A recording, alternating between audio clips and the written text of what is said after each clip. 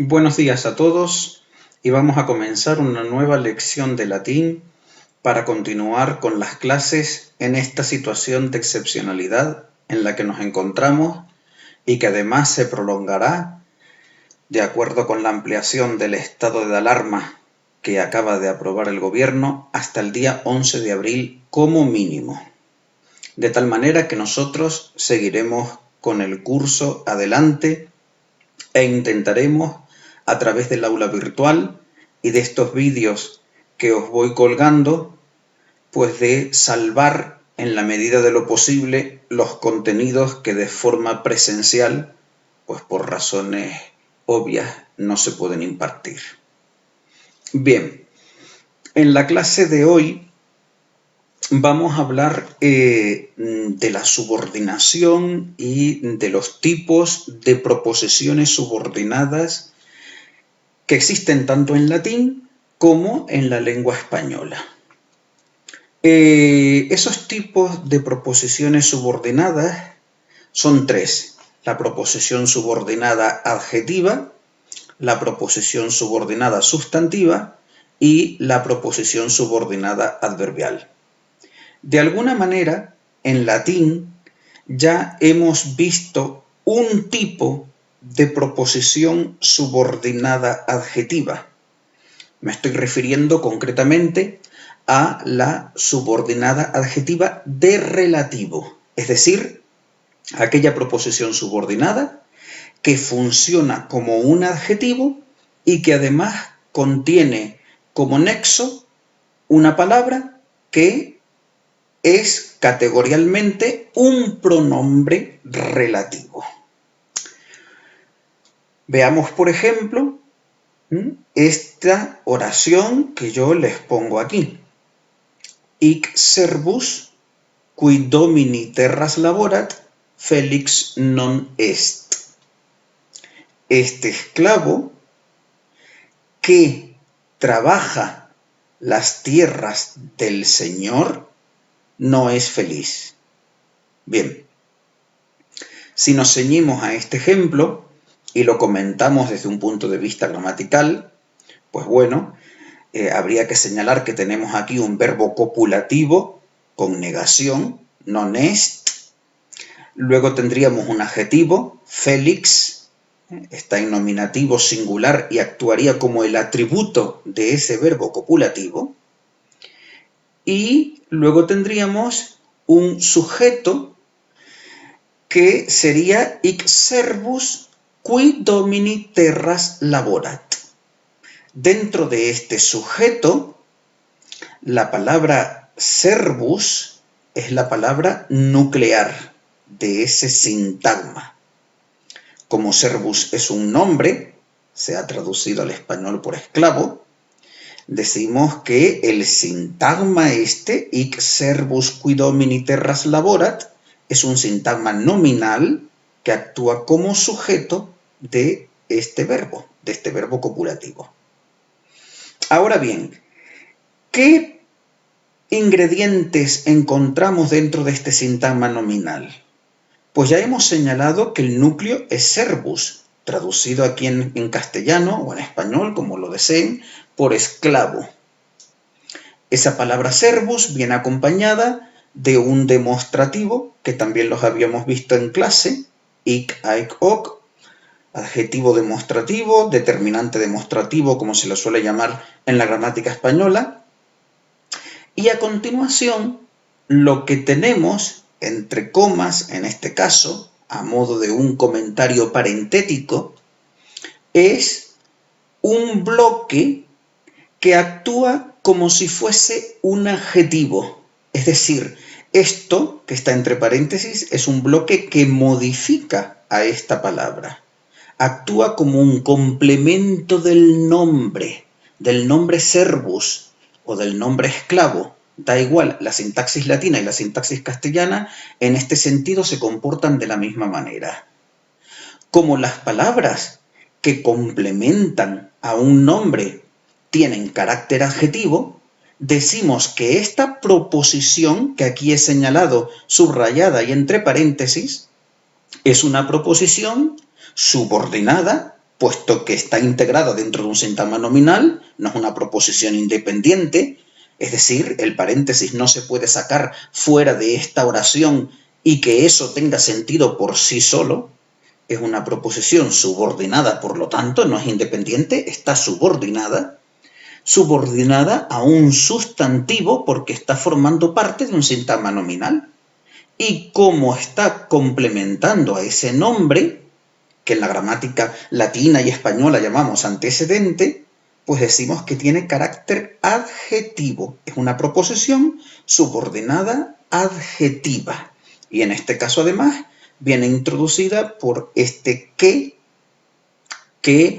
además de actuar como nexo, es decir, como elemento que introduce este nuevo predicado, actúa también como sintagma nominal, ya que es un pronombre. Sintagma nominal dentro de su paréntesis como sujeto de trabaja. ¿Qué se refiere al esclavo?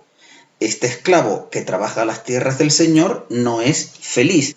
Esto equivaldría a yo escribir este esclavo, coma, y si vuelvo a colocar este esclavo como sustituto del que, enseguida vemos que efectivamente el que representa a este esclavo, dentro del paréntesis, es decir, con respecto al verbo trabaja, actúa como su sujeto.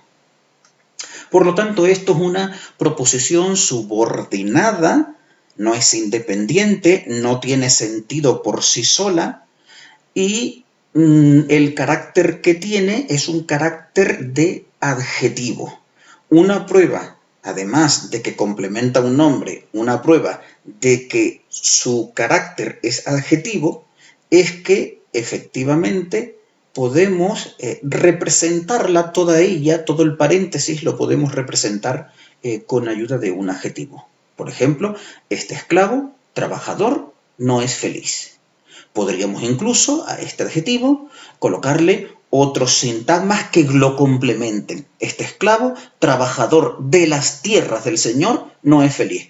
Pero incluso en ese caso, trabajador sería la palabra nuclear y trabajador es un adjetivo. Por lo tanto, esta palabra que representa todo el paréntesis nos indica también que, puesto que ella es un adjetivo, el paréntesis, lo lógico, es que esté actuando ahí también con un carácter adjetival y además complementando a un nombre que llamamos el antecedente. Bien, el pronombre relativo tiene una declinación especial en latín que ustedes ya conocen por los materiales que les he entregado en clase y simplemente pues hay que evidentemente hacer un esfuerzo por memorizarse las formas de cada uno de los géneros, masculino, femenino y neutro, y en los diferentes casos en que pueden aparecer.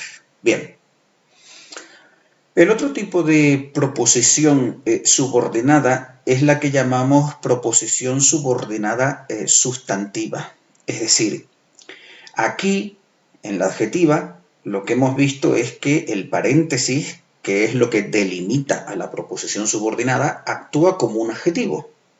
Pero hay ocasiones en las que ese paréntesis que se inserta como si fuese un sintagma más, como si fuera un sintagma con predicado, formando un predicado. Eso es lo que se llama proposición, ¿no? Un predicado inserto, incrustado dentro de una oración mayor. Pues hay ocasiones en las que ese predicado funciona como un sustantivo o incluso podría funcionar como un adverbio, como veremos luego. Si nosotros tenemos una oración en latín como optamus ut Caesar ipse legiones ducat, cuya traducción al español sería deseamos que César en persona guíe a las legiones, lo que observamos ahora es que evidentemente la oración es compuesta. Sabemos que es compuesta porque tenemos ahí, ¿verdad?, un primer verbo, vamos a marcarlo en rojo, y un segundo verbo, guíe, que lo vamos a marcar, por ejemplo, en azul. Bien, desde luego que simplemente mirando el modo en que están conjugados los verbos, ya sabemos que este verbo guíe a ser un verbo secundario, es decir, va a ser un verbo subordinado, porque es un verbo que está en subjuntivo, mientras que deseamos es un verbo que está en indicativo. Cuando en una oración compuesta tenemos un verbo en forma no personal, es decir, en infinitivo, gerundio o participio, o bien en modo subjuntivo, ese verbo, junto con los complementos que tenga y además su propio sujeto que pueda llevar, pues va a funcionar creando un predicado subordinado.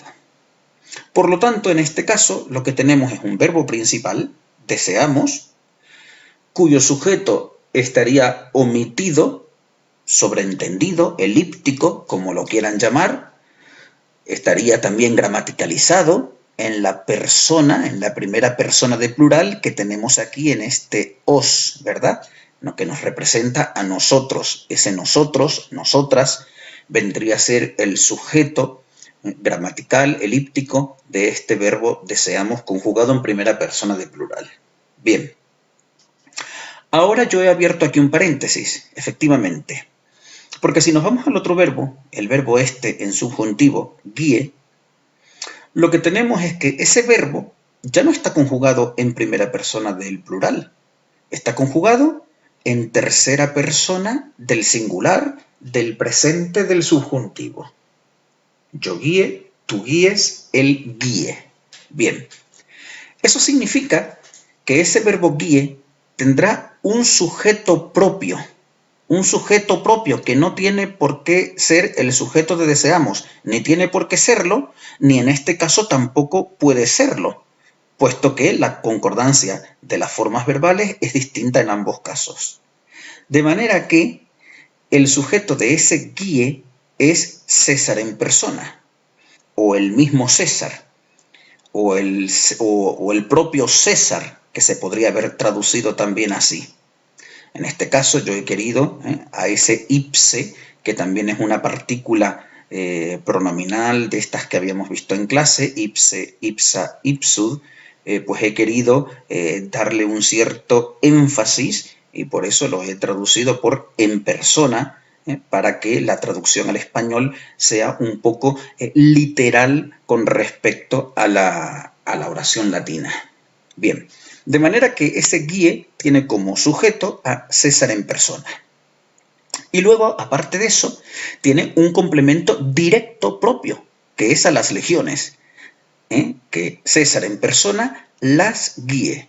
A las legiones se puede sustituir por las, que César en persona las guíe. O incluso se podría poner en voz pasiva. Deseamos que las legiones sean guiadas, recuerden que para formar la voz pasiva necesitamos el verbo ser más el participio, que las legiones sean guiadas por el propio César o por César en persona. De manera que lo que observamos es que la proposición subordinada puede tener una estructura interna distinta a la oración principal que yo delimito normalmente a efectos de entendernos entre corchetes. Evidentemente el paréntesis tiene que estar dentro del corchete, porque la proposición subordinada depende de una oración más amplia, de un marco oracional más amplio. Es una proposición que está incrustada, que está inserta en una unidad de rango superior. Y esa unidad de rango superior es la que aparece representada por el corchete. Bien. Ahora bien, de la misma manera en que aquí, en este caso, hablábamos de que el paréntesis funcionaba a modo de adjetivo y decíamos que trabaja las tierras del Señor equivale a trabajador, este esclavo trabajador no es feliz.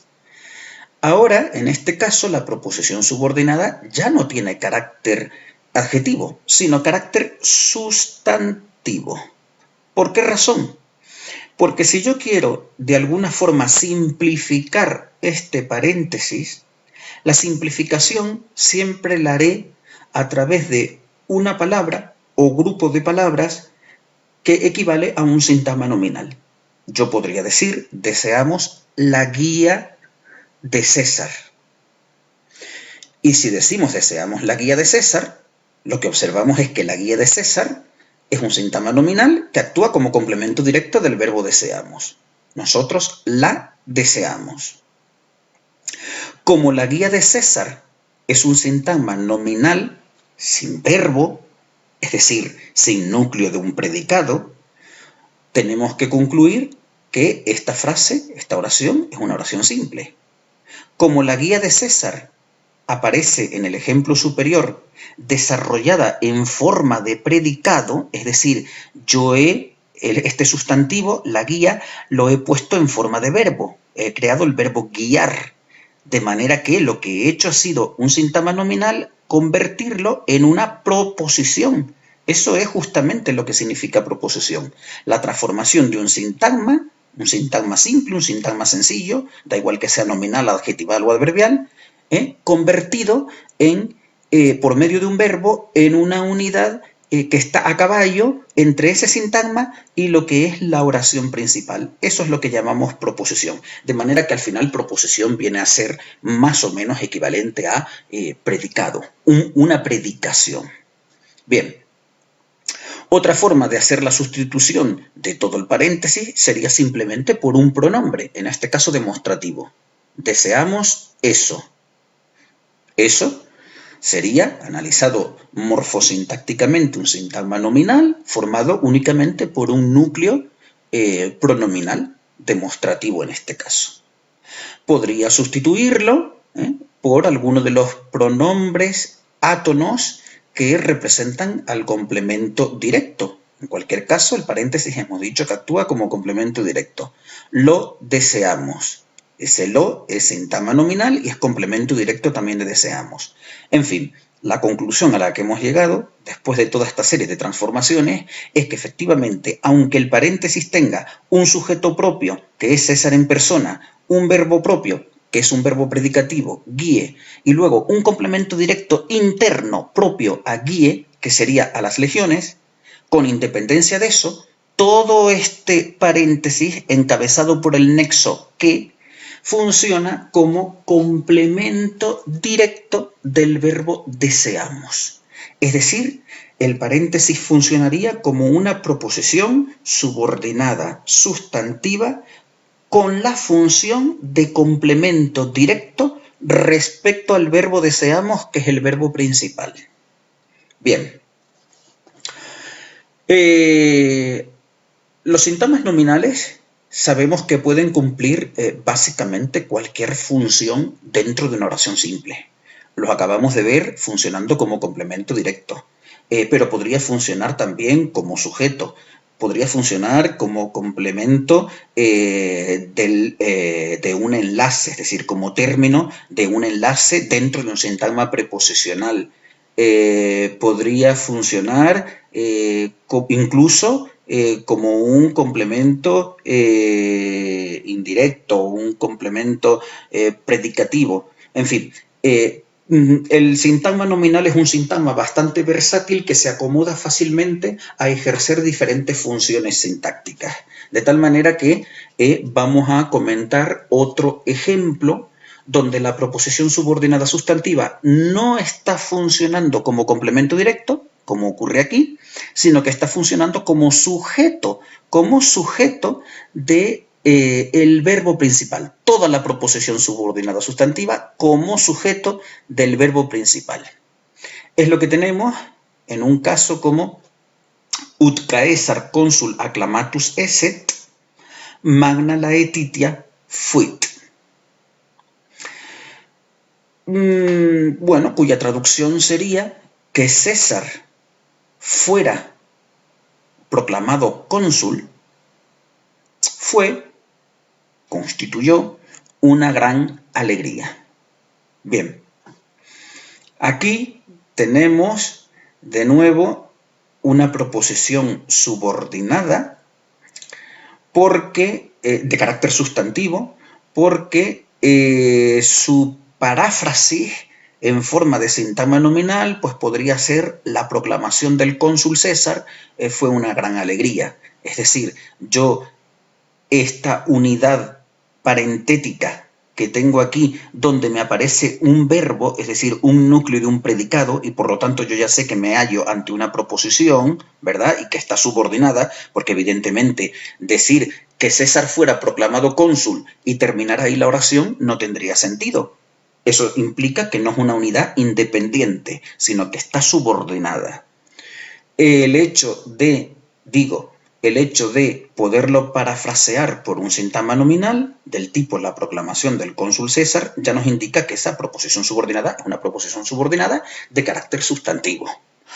Incluso, igual que hice antes con el complemento directo, puedo utilizar un pronombre demostrativo. Eso fue una gran alegría, o ese hecho fue una gran alegría, o el consulado de César fue una gran alegría. Es decir, lo puedo parafrasear de múltiples maneras, pero al final de lo que me doy cuenta es de que como sustituto del paréntesis, lo que finalmente me queda es una unidad nominal, de carácter nominal, un sintagma nominal, un pronombre, que en definitiva equivale a un nombre y por lo tanto también es un sintagma nominal, etc. Bien, ahora está claro que el paréntesis, ya hemos dicho que tiene que cumplir una función dentro de la oración en la que se incrusta. Todo el paréntesis tiene que cumplir una función respecto al verbo del que depende. En este caso, evidentemente, el verbo del que depende es fue. Lo vemos en esta paráfrasis. La proclamación del cónsul César fue una gran alegría. Si este sintagma nominal actúa como sujeto de fue, cuando yo este sintagma nominal lo amplío, lo convierto en proposición con ayuda del verbo, lo que estoy diciendo es que esta proposición subordinada, sustantiva, porque proviene de este sintagma nominal, está actuando igual que lo haría este sintagma nominal.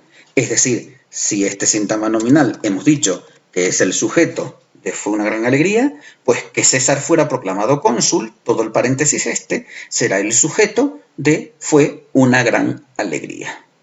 Ahora bien, eso no impide que dentro del paréntesis se den funciones específicas que dependen únicamente de este verbo fuera proclamado, que además he de decir que se encuentra, en este caso, en voz pasiva. Aquí tenemos efectivamente el imperfecto de subjuntivo del verbo ser seguido del participio. Y recuerden que cada vez que teníamos esta combinación de ser más participio, lo que tenemos es la voz pasiva.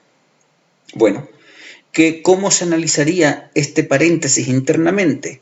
Pues tendríamos un sujeto, César, tendríamos un verbo en voz pasiva, fuera proclamado, y luego tendríamos aquí un sintagma nominal, cónsul, que actuaría como un complemento predicativo de César. Mucho cuidado con pensar que esto es un complemento circunstancial de modo. Claro, evidentemente responde a la pregunta ¿cómo fuera proclamado cónsul? Pero ya hemos dicho que hay que tener mucho cuidado en la sintaxis con esa pregunta, ¿cómo? Porque no todo lo que responde a cómo tiene por qué ser necesariamente complemento circunstancial de modo, y en este caso vemos que efectivamente no lo es. Este complemento que tenemos aquí es un complemento predicativo. Recuerden que el complemento predicativo y el atributo son funciones muy similares. Lo llamamos atributo con verbos copulativos, lo llamamos complemento predicativo con verbos predicativos. Aquí, en fuera proclamado, si nosotros tachásemos este proclamado y nos quedáramos únicamente que César fuera cónsul, entonces cónsul sería el atributo, porque estaríamos hablando no en sentido pasivo, sino en sentido activo o atributivo, más bien. Pero como tenemos el verbo en voz pasiva, este verbo predicativo es lo que convierte a esta especie de atributo en complemento predicativo. Bien, luego tendríamos ya, fuera del paréntesis, tendríamos un verbo copulativo, fue, y luego tendríamos un sintagma nominal en esta coletilla que queda aquí ya como colofón de la frase, una gran alegría, un sintagma nominal que funcionaría como el atributo de ese verbo fue. Bien, antes de pasar a la subordinación adverbial, quiero hacer una advertencia, y es que el nexo que introduce las oraciones subordinadas sustantivas con mucha frecuencia es que. Lo tenemos aquí y lo tenemos también aquí. Que. Bien. No significa esto que este que sea el único nexo capaz de introducir proposiciones subordinadas de carácter sustantivo, ni mucho menos. Pero sí que suele ser el más frecuente. Y además es el más importante desde el punto de vista didáctico, si se quiere, porque a diferencia de este que habíamos visto en la oración adjetiva, el que de las oraciones sustantivas, de las proposiciones sustantivas, es un que llamamos invariable. ¿Eso qué es lo que implica? Pues lo que implica es que ese que, vean que no está al lado de ningún sustantivo. Es decir, o aparece justo detrás de un verbo o aparece en posesión inicial como aquí.